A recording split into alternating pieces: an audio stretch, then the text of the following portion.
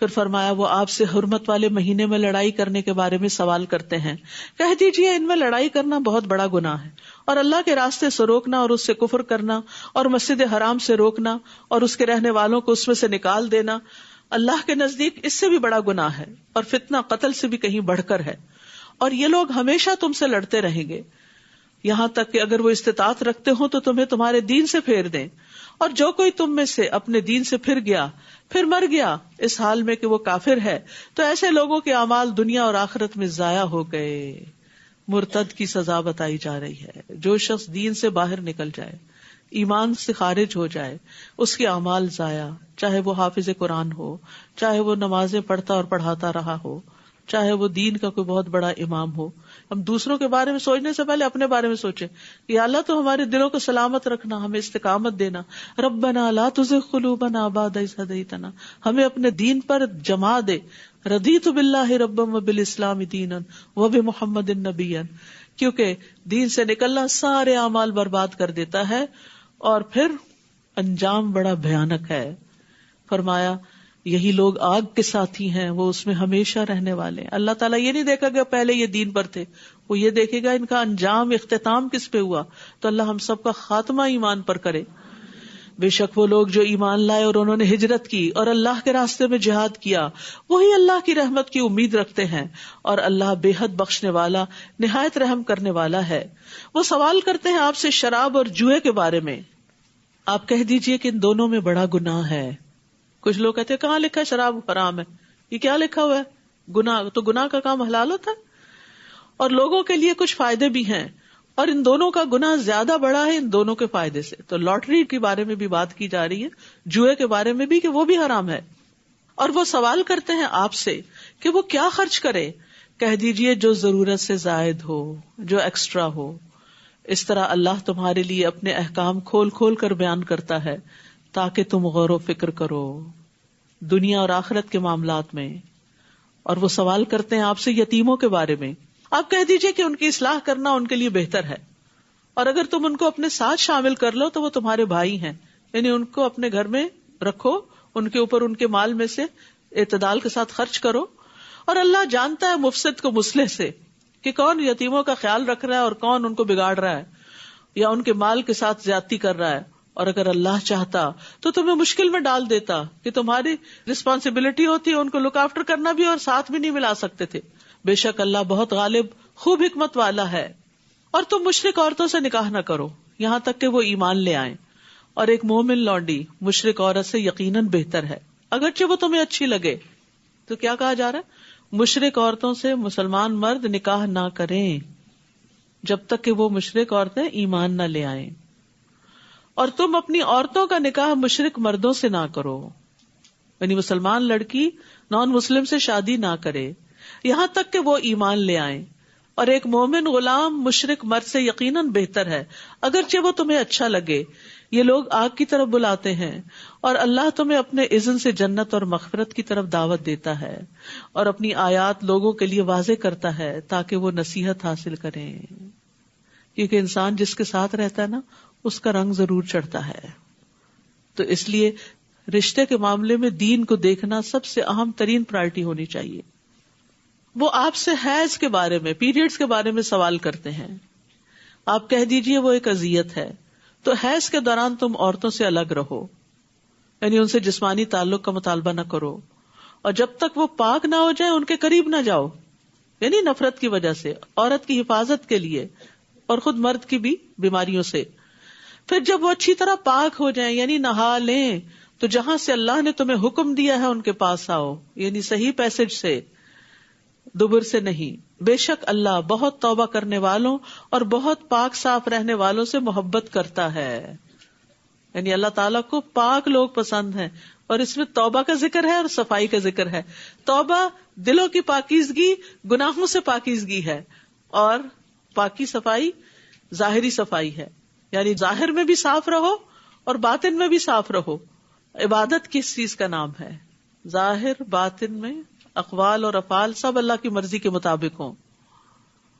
نساؤکم حرث لکم، تمہاری بیویاں، تمہاری عورتیں تمہاری کھیتی ہیں۔ کھیت دیکھ کر انسان کا دل خوش ہو جاتا ہے. آپ اپنے گارڈن میں جاتے ہیں, کیسا لگتا ہے؟ آج صبح ہی میری نظر گھاس پہ پڑی تو میں حیران ہو گئی کہ اتنی جلدی اتنا گرین. یعنی ذرا سی ہوا لگی ہے, ذرا سی بارش آئی ہے اور زمین نے اپنے رنگ دکھانا شروع کر دی. دیکھ کے دل خوش ہو جاتا ہے. تو بہت سی عورتیں اس کو بڑا مائنڈ کرتے ہیں, ہمیں کھیتی کیوں کہا گیا؟ نہیں بھائی, وہ تو سب سے زیادہ قیمتی چیز. گھر میں سے سب سے خوبصورت حصہ کون سا ہوتا ہے, اور کون سا گھر زیادہ مہنگا ہوتا ہے؟ جس میں گارڈن ہو, یارڈ ہو یا نہیں. اور جس یارڈ میں اور بھی پھل پھول والے درخت ہوں وہ اور بھی زیادہ قیمتی ہوتا ہے. تو عورتوں کو اللہ تعالیٰ نے بہت قیمتی اور بارونق اور خوبصورت چیز سے تشبیہ دی ہے. اور ساتھ ہی یہ کہا کہ تم اپنی کھیتی میں جس طرح چاہو آؤ, یعنی جب چاہو ان سے تعلق قائم کرو اور ان کو دیکھ کے خوش ہو, ان سے خوشی حاصل کرو, ان سے سکون حاصل کرو. عورت کو اللہ نے شوہر کے, مرد کی تسکین کے لیے, خوشی کے لیے پیدا کیا. اس کا یہ مطلب نہیں وہ خود خوش نہیں ہوتی. جب وہ دوسرے کو خوش کرتی ہے تو خود بھی خوش ہوتی. یعنی یہ صرف مرد کی ضرورت نہیں ہے کہ اس کے پاس ایک عورت ہو, عورت کی بھی ضرورت ہے کہ اس کے ساتھ ایک مضبوط سہارا ہو مرد کی شکل میں, جو اس کو پروٹیکشن دے. کیونکہ مرد کا رول تھوڑا سا فرق ہے. مرد کے لیے عورت کے اندر اور طرح کی اٹریکشن ہے, عورت کے اندر مرد کے لیے اور طرح کی اٹریکشن. ہم اس کو برابری کے اصول پہ لینا شروع کر دیتے ہیں, جس کے نتیجے میں ہم مشکل میں پڑ جاتے ہیں. یعنی مرد اور نگاہ سے عورت کو دیکھتا ہے, عورت دوسری نگاہ سے دیکھتی ہے. لہٰذا دونوں ایک دوسرے کے حقوق ادا کریں. آگے اس کی تفصیل مزید بھی آئے گی. اور اپنے نفسوں کے لیے نیک عمل آگے بھیجو. یعنی صرف اپنے ان تعلقات میں ہی مشغول نہ رہو, بلکہ نیک اعمال کی بھی فکر کرو, یا نیک اولاد کی بھی فکر کرو, اولاد کی بھی اچھی تربیت کرو. اور تم اللہ سے ڈرو اور جان لو کہ یقیناً تم اس سے ملاقات کرنے والے ہو, اور مومنوں کو خوشخبری دے دیجئے. اور تم اللہ کو اپنی قسموں کے لیے آڑ نہ بناؤ کہ تم نیکی نہیں کرو گے اور تقوی اختیار نہیں کرو گے, اور لوگوں کے درمیان صلح نہیں کراؤ گے, اور اللہ خوب سننے والا, خوب جاننے والا. یعنی غلط باتوں پر قسمیں مت کھاؤ. اللہ تمہاری قسموں میں سے لغو پر تمہارا مواخذہ نہیں کرے گا, لیکن وہ اس پر مواخذہ کرے گا جو تم نے دل کے ارادے سے کیا, اور اللہ بہت بخشنے والا, بہت حلم والا ہے. جو لوگ اپنی بیویوں سے ایلا یعنی ترک تعلق کی قسم کھا لیتے ہیں, ان کو 4 ماہ کی مہلت ہے. 4 مہینے تک قسم کھا کے الگ ہو سکتے ہیں, پھر اگر وہ رجوع کر لیں تو یقیناً اللہ بہت بخشنے والا ہے, نہایت رحم کرنے والا ہے. اگر 4 مہینے سے پہلے کریں گے تو قسم کا کفارہ دینا ہوگا, اور اگر وہ طلاق دینے کا پختہ ارادہ کر لیں تو بے شک اللہ خوب سننے والا, خوب جاننے والا ہے. یعنی پھر 4 مہینے سے زیادہ ایسے ریلیشن شپ کو لنگر آن نہیں کیا جائے گا, یا بیوی کو واپس لے لیں یا پھر اس کو الگ کر دیں کہ وہ کہیں اور شادی کر سکے. اور طلاق یافتہ عورتیں 3 حیض تک اپنے آپ کو انتظار میں رکھیں, شادی نہ کریں. اور اگر وہ اللہ اور یوم آخرت پر ایمان رکھتی ہیں تو ان کے لیے یہ حلال نہیں کہ اللہ نے ان کے رحموں میں جو پیدا کیا ہو اسے چھپائیں. یعنی اصل مقصد کیا ہے اس عدت کا طلاق یافتہ عورت کے لیے, کہ استبراء رحم ہو, پتہ چل جائے کہ کوئی بچہ تو نہیں پیٹ میں, کیونکہ بچہ اسی کا ہے کہ جس سے وہ حاملہ ہوئی ہے. اور ان کے شوہر دوران عدت انہیں لوٹا لینے کے زیادہ حقدار ہیں, یعنی 3 مہینے کے اندر یا 3 حیض کے اندر, اگر وہ اصلاح کا ارادہ رکھتے ہوں. یہ شرط ہے, یعنی ستانے کے لیے نہیں کہ پھر دوبارہ اسی طرح ذلیل کریں گے, لڑکائیں گے, اور پھر جب چاہیں گے طلاق دے دیں گے اور پھر عدت میں واپس لے لیں گے. اور ان عورتوں کے لیے معروف طریقے سے ویسے ہی حقوق ہیں جس طرح ان پر ذمہ داریاں ہیں. وَلَهُنَّ مِثْلُ الَّذِي عَلَيْهِنَّ بِالْمَعْرُوفِ وَلِلرِّجَالِ عَلَيْهِنَّ دَرَجَةٌ, اور مردوں کا ان عورتوں پر ایک درجہ ہے. اللہ نے یہ درجہ رکھا ہے. اگر نہیں مانیں گے تو 2 نقصان ہیں. ایک اللہ کی نافرمانی ہے, اس کا خمیازہ بھگتنا ہوگا, اور دوسرے حقیقت کا انکار, اس کا نقصان. یعنی جس کو اللہ نے رسپیکٹ دینے کے لیے کہا ہے اسے رسپیکٹ دینی چاہیے, جس کی بات ماننے کے لیے کہا اس کی بات ماننی چاہیے. اگر نہیں مانیں گے تو پھر نقصان ہی نقصان ہے, کچھ فائدہ نہیں. اور مردوں کا ان عورتوں پر ایک درجہ ہے, اور یہ نہ تو رسول اللہ صلی اللہ علیہ وسلم نے بتایا, نہ کسی اسکالر نے بتایا, یہ اللہ نے بتایا جس نے مرد اور عورت کو پیدا کیا. کیونکہ کسی بھی سسٹم کے اندر ٹاپ پر ایک ہی شخص ہوتا ہے. 2 لوگ ایک بس کے ڈرائیور نہیں ہو سکتے, 2 لوگ ایک کشتی نہیں چلائیں گے. 2 لوگ اگر کسی بھی جگہ پر کٹھی ڈرائیونگ شروع کر دیں, جیسے عام طور پر ہوتا ہے, ہسبینڈ وائف ساتھ ساتھ بیٹھ جائیں اور دونوں ڈرائیور ہو, تو پھر کیا نتیجہ نکلتا ہے؟ سارا وقت انجوائے کرنے کی بجائے ایک انسٹرکٹر بن جاتا ہے اور ایک ڈرائیور بن جاتا ہے, اور سارا سفر کا مزہ خراب کر دیتا ہے. اور اس میں دیکھیں بہت دفعہ بالکل اچانک ہی ہدایات دی جانے لگتی ہے. دیکھیں دیکھیں سامنے وہ دیکھ رہے ہیں, صرف آپ تھوڑی دیکھ رہے ہیں یا آپ زیادہ تھوڑی دیکھ رہے ہیں. تو بہرحال یہ اللہ تعالیٰ کی تقسیم ہے, اسے مان لینا چاہیے.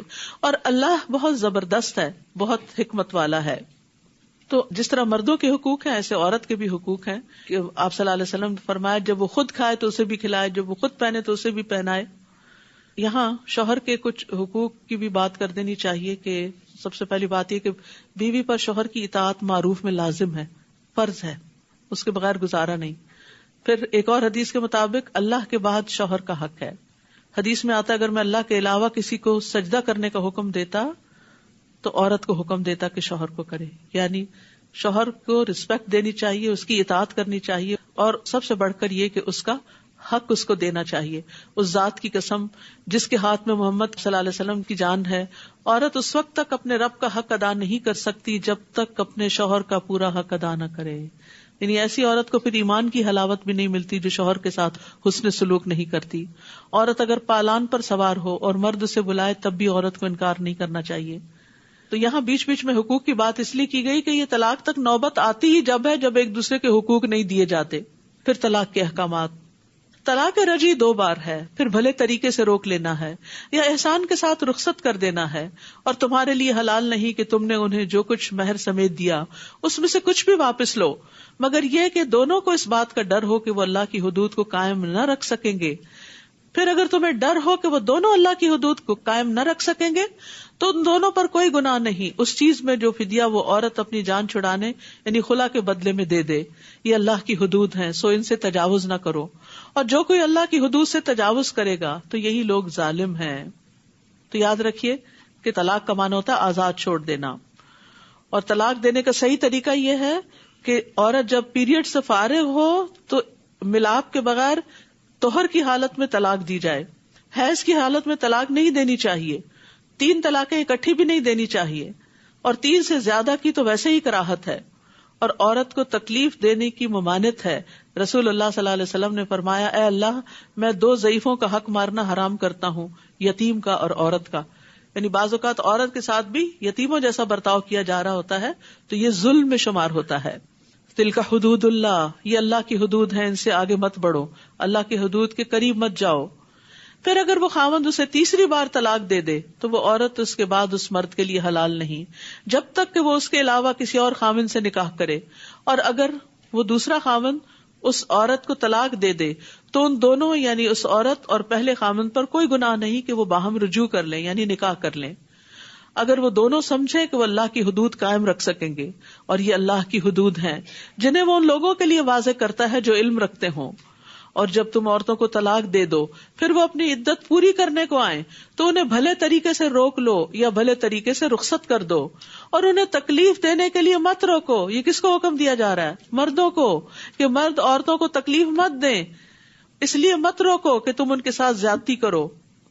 اور جو کوئی ایسا کرے گا تو یقیناً اس نے اپنی جان پہ ظلم کیا. مرد یہ نہ سمجھے کہ اسے کوئی پوچھنے والا نہیں, وہ اپنی جان پہ ظلم کرتا ہے.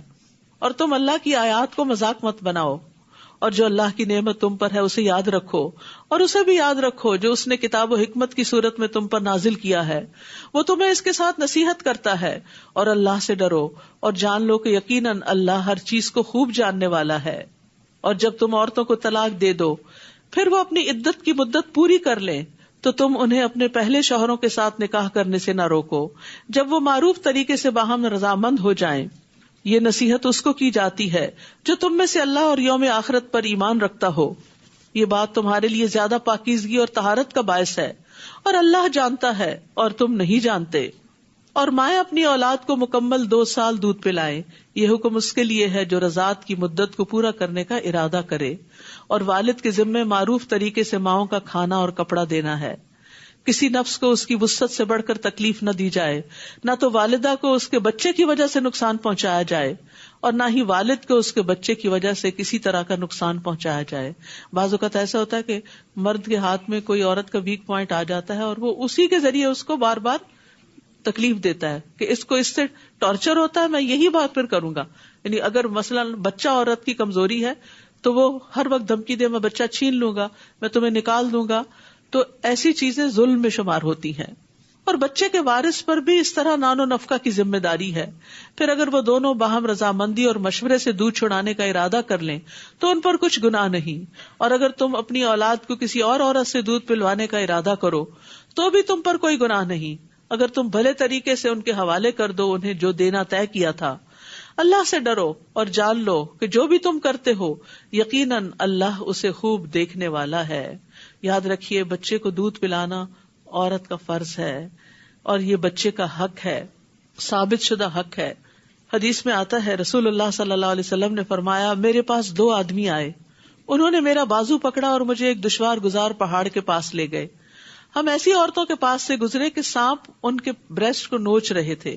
میں نے پوچھا ان عورتوں کا کیا معاملہ ہے؟ انہوں نے کہا یہ اپنے بچوں کو اپنا دودھ نہ پلانے والی عورتیں ہیں. کیوں نہیں پلاتی عورتیں؟ کہ فگر خراب ہو جائے گا. تو یہ بہت بڑا ظلم ہے کیونکہ اس سے بچے کی زندگی کو نقصان پہنچتا ہے. ساری زندگی وہ ایک کمزور انسان کی طرح صحت کے مسائل کا شکار رہتا ہے. جن بچوں کو 2 سال کے اندر دودھ پینے کا موقع ملتا ہے ان کا امیون سسٹم بہت اسٹرانگ ہوتا ہے، وہ بہت سی اور بیماریوں سے بچے رہتے ہیں. تو ایک بچے کو ساری زندگی کے لیے مصیبت میں ڈال دینا صرف اپنی خوبصورتی برقرار رکھنے کے لیے، یہ ظلم نہیں تو کیا ہے؟ لیکن اگر کوئی عورت بیمار ہو اور پلانے کے قابل نہ ہو تو کسی اور سے پلوا سکتی، جیسے عربوں کے یہاں بہت رواج تھا. لیکن دودھ پینا بچے کا حق ہے، صرف ڈبے کا دودھ جو ہے وہ کافی نہیں. اور تم میں سے جو لوگ فوت ہو جائیں اور بیویاں چھوڑ جائیں تو وہ عورتیں 4 ماہ 10 دن تک اپنے آپ کو انتظار میں رکھیں. پھر جب وہ اپنی عدت کی مدت پوری کر چکیں تو جو بھی اپنی ذات کے بارے میں معروف طریقے سے طے کریں تو تم وارثوں پر کوئی گناہ نہیں. اور جو بھی تم کرتے ہو اللہ اس کی خوب خبر رکھنے والا ہے. بیوہ عورت کی عدت بتائی گئی. اور تم پر کوئی گناہ نہیں اگر تم ان عورتوں کو جو عدت میں ہو اشارتاً پیغام نکاح بھیجو یا اپنے دلوں میں چھپائے رکھو. یعنی عدت میں نکاح نہیں ہو سکتا لیکن اشارتاً بات ہو سکتی ہے. اللہ جانتا ہے کہ یقیناً تم ان کا ذکر ضرور کرو گے، لیکن تم ان عورتوں سے نکاح کا خفیہ وعدہ نہ کرو سوائے اس کے کہ تم کوئی بھلی بات کہو، یعنی کوئی معروف طریقے سے اشارتاً کنایتاً کچھ پیغام بھیج دو. اور تم عقد نکاح کا عزم نہ کرو یہاں تک کہ مقرر میعاد یعنی عدت اپنے اختتام کو نہ پہنچ جائے. اور جان لو کہ یقیناً اللہ جانتا ہے جو تمہارے دلوں میں ہے، لہذا اس سے ڈرو اور جان لو کہ بے شک اللہ بہت بخشنے والا بہت بردبار ہے. اور جن عورتوں کو تم نے ہاتھ تک نہ لگایا ہو یا ان کے لیے کوئی مہر مقرر نہ کیا ہو تو تم پر کوئی گناہ نہیں کہ تم انہیں طلاق دے دو. ہاں تم انہیں مال و متاع دو، وسعت والا اپنی وسعت کے مطابق اور تنگ دست اپنی حیثیت کے مطابق دے. بھلے طریقے سے فائدہ پہنچانا ہے. احسان کا رویہ اختیار کرنے والوں پر ان عورتوں کا یہ حق ہے. اور اگر تم ان منکوحہ عورتوں کو ہاتھ لگانے سے پہلے طلاق دے دو اور تم نے ان کے لیے مہر بھی مقرر کر دیا تو مقررہ مہر کا آدھا حصہ ادا کرنا ہوگا، مگر یہ کہ وہ عورتیں مہر معاف کر دیں یا وہ شخص یعنی مرد معاف کر دے جس کے ہاتھ میں نکاح کی گرہ ہے. اور اگر تم معاف کر دو تو یہ تقویٰ کے زیادہ قریب ہے. معاف کرنے سے انسان متقی بنتا ہے. اور تم آپس میں احسان کرنا نہ بھولو. بڑا ہی پیارا جملہ ہے یہ، وَلَا تَنْسَوُا الْفَضْلَ بَيْنَكُمْ. فضل کہتے ہیں حق سے زیادہ دینا، یعنی ایک دوسرے کے ساتھ احسان کرتے رہو. یقیناً اللہ اس کو خوب دیکھنے والا ہے جو بھی تم عمل کرتے ہو. یعنی کسی کا بھی احسان نہیں بھولنا چاہیے، احسان فراموشی نہیں کرنی چاہیے. احسان یاد رکھنا ایمان کی نشانی ہے، اور ازدواجی تعلقات میں تو احسان کی روش کے بغیر خوشحالی آ نہیں سکتی. یاد رکھیے یہ احسان صرف زندگی میں نہیں، فوت ہونے کے بعد بھی یاد رکھنا چاہیے. اور احسان کو بھولنے والی عورت سے اللہ تعالیٰ بیزار ہے. رسول اللہ صلی اللہ علیہ وسلم نے فرمایا اللہ اس عورت کی طرف نظر رحمت سے نہیں دیکھتا جو اپنے خاوند کی شکر گزار نہیں ہوتی، حالانکہ وہ اس سے بے نیاز نہیں ہو سکتی، اس کے بغیر بھی نہیں رہ سکتی. سب نمازوں کی حفاظت کرو، بالخصوص درمیانی نماز کی، اور اللہ کے لیے فرما بردار بن کر کھڑے ہو جاؤ.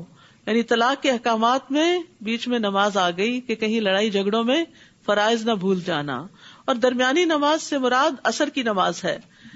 عصر کی نماز خصوصی توجہ کے ساتھ ادا کرنا چاہیے کیونکہ منافق جو ہوتا ہے وہ عصر کی نماز لیٹ کرتا رہتا ہے.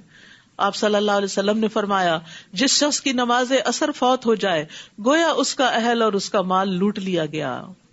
پھر اگر تمہیں دشمن کا خوف ہو تو پیدل یا سواری پر ہی نماز پڑھ لو.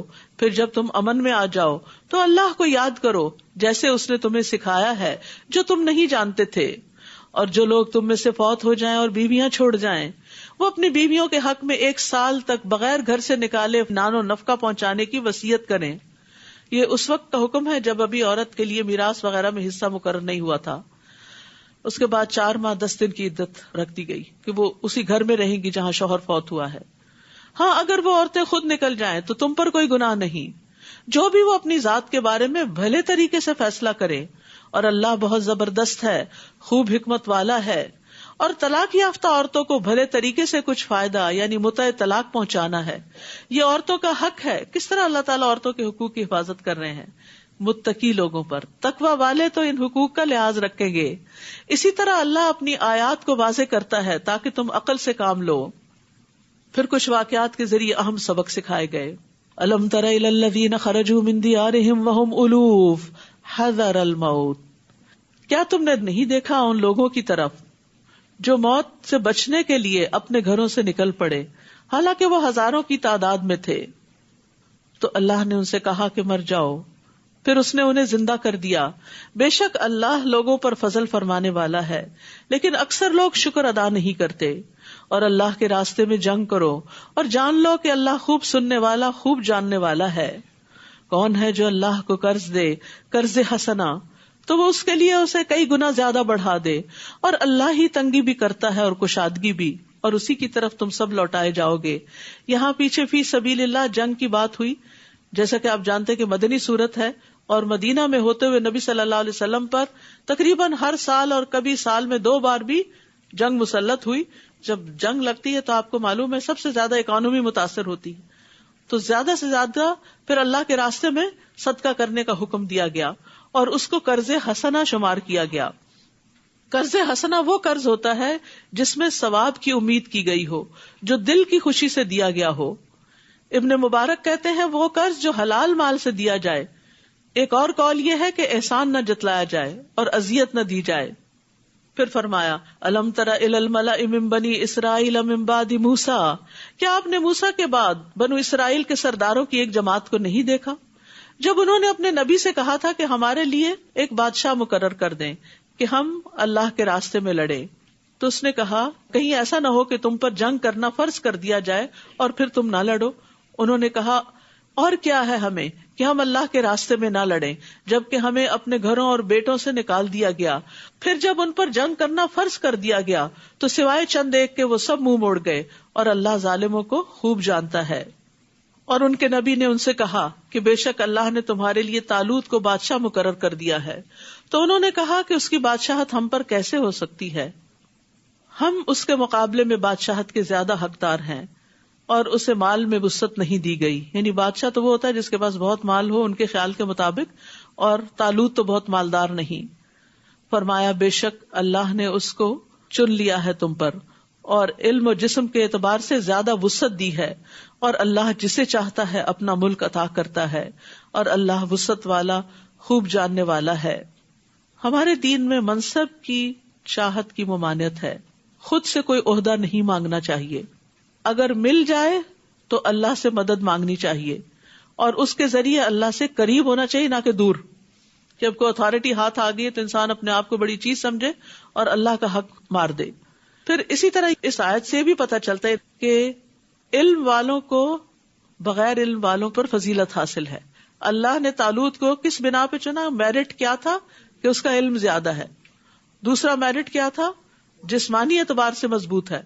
تو لیڈرشپ میں دونوں چیزیں ہونی چاہیے، جسمانی قوت بھی یعنی اس اعتبار سے کہ وہ کام کرنے کی اہلیت رکھتا ہو، اور اس کے ساتھ ساتھ جو کام اس کو دیا جا رہا ہے وہ کام کرنا بھی آتا ہو.